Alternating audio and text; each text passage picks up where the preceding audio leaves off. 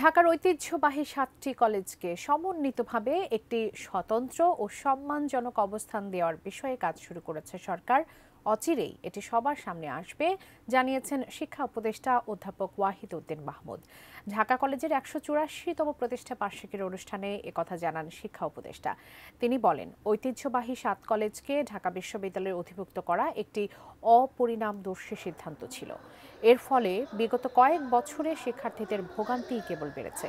তিনি জানান, সরকার ইতিমধ্যেই এ বিষয়ে বিশেষজ্ঞ কমিটি করেছে। শিক্ষা উপদেষ্টা বলেন, দেশের পাবলিক বিশ্ববিদ্যালয়ে যাদের নিয়োগ করা হয়েছে তারা সবচেয়ে যোগ্য ব্যক্তি। আগামীতে রাজনৈতিক সরকারের জন্য দৃষ্টান্ত হতে পারে। ক্যাম্পাসে বিশৃঙ্খলা না করে শিক্ষার পরিবেশ ফিরিয়ে আনতে ৭ কলেজের শিক্ষার্থীদের আহ্বান জানান শিক্ষা উপদেষ্টা ওয়াহিদ উদ্দিন মাহমুদ। এই কলেজগুলোর একত্রিত একটা প্রাতিষ্ঠানিক রূপ দেবে।